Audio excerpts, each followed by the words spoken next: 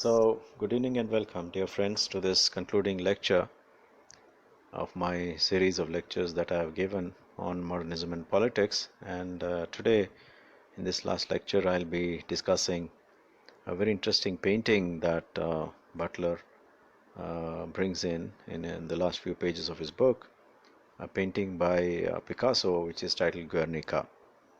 So, let's see what Butler has to say about this painting and its connections with the politics of its time. As we all know, by then in the 1930s, Europe was already by 1939 it was preparing for the Second World War, and so politics of left, right, and fascist nationalist politics in Germany was all at their peak. And Butler here draws our attention to a beautiful tapestry version of this painting done by Picasso, which is actually put in the lobby of the United Nations. And when Colin Powell, the man who was leading from the front the military operations in Iraq in the 90s, if I am right, first Iraq war, when he was trying to address the United Nations about the America's plan to invade Iraq, this painting was covered up. Well, that is a very interesting political message because the United Nations, such a huge international organization which engages itself in peacemaking efforts whenever there is conflict between nations. When it has this important painting representing the horrors of war, the United Nations people covering it up probably because they felt that it would send a wrong message when America was planning an aggression against Iraq. So this question we have to keep in mind, how or why this artwork was actually used there, put up there in the United Nations in the first place, and how politics can always play with art and the message that art wants to give. So, well, anyway, we'll keep that message, the question like that. So, the important message that Picasso wanted to give through this work was something which would actually ask humans to reflect upon human condition, especially the human condition during war.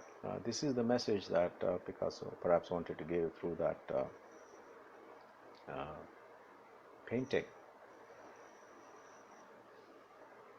The comment of Anthony Blunt I wish to discuss here, who was actually a supporter of socialist realism on Picasso's Guernica. This is a very useful comment that he makes on how effectively can such an art, such art as Pablo Picasso's Guernica, which is a kind of a direct representation in the sense it has a direct reference to a real instance of war. How can such artworks stand as a very strong art of opposition in the political arena? Can such art take a political stand? This is something, a very important point that Anthony Blunt is trying to make, that can art actually stand up to such political challenges?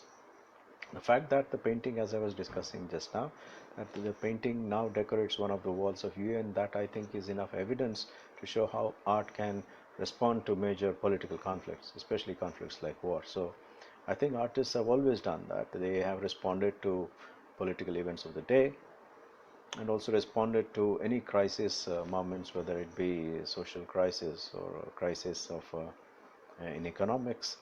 I think artists have responded, especially modernist artists, and this is, I feel, a very good example of how art can respond to politics. The painting by Picasso is an attempt at realism in the sense that it refers to a real historical event of the bombing of civilian population in a Basque town of Guernica in Spain. So it is clearly an attempt to represent something that happened in reality. So so we now can understand how probably even modernism was trying to negotiate with the compulsions of realism in art, and how it was trying to react to realistic art itself. By using a lot of symbols and images which have mythical allusions, Pablo Picasso is trying to make an indirect reference to the attack by Nazis and fascists. Maybe he was wary of political repercussions, and so he had to use these abstract expressions to represent that that event in his artwork. Butler suggests that Picasso's painting is a very good example of the boundary conflict that you find between modernist art and realist art. Well, I think it was always a problem because modernism, soon following realistic representation in art, had this challenge from realism to show that modern artists or modernist artists were interested in having something to do with reality as such.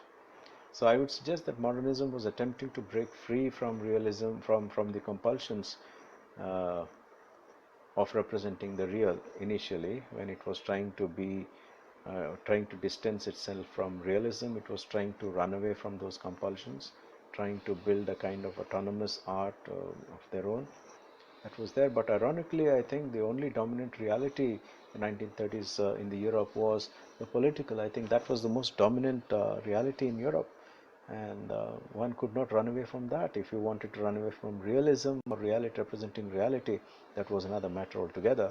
But you could certainly not run away from the compulsions of the politics of the time.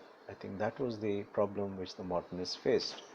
The modernists tried to evade aesthetic realism, but they found it tough to evade political reality. This is what I have to say about how modernists confronted politics.